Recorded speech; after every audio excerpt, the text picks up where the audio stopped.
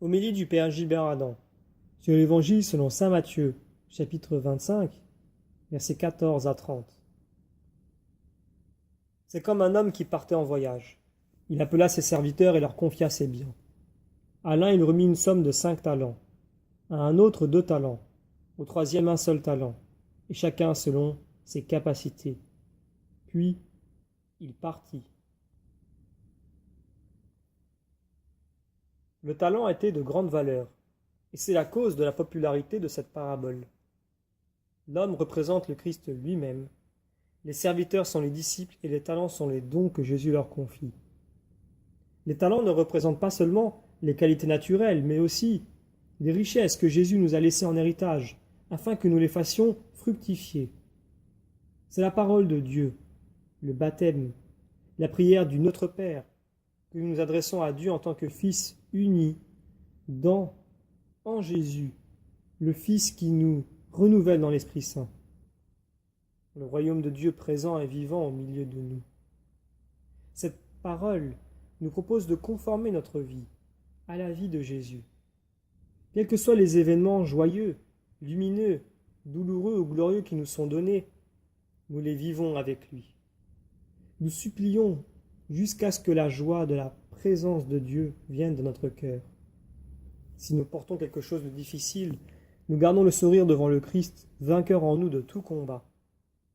L'Esprit Saint nous est donné pour réaliser ce que nous sommes. C'est l'amour de Dieu répandu dans nos cœurs qui nous fait aimer comme Dieu aime.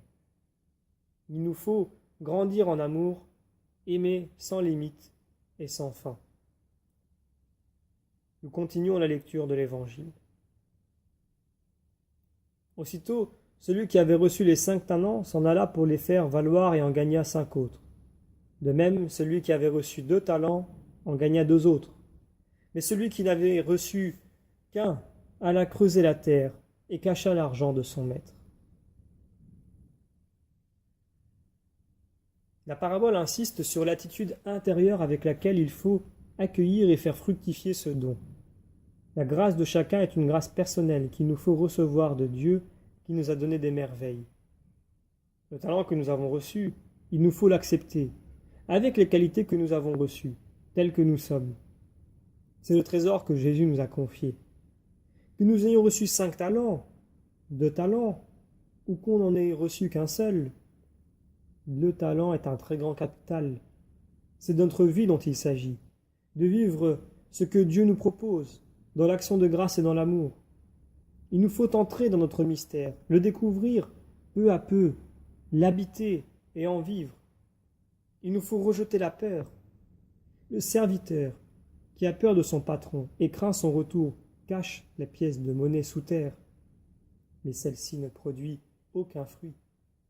Les dons du baptême, de la communion, de la confirmation ne peuvent pas être ensevelis sous une couche de préjugés et sous une fausse image de Dieu.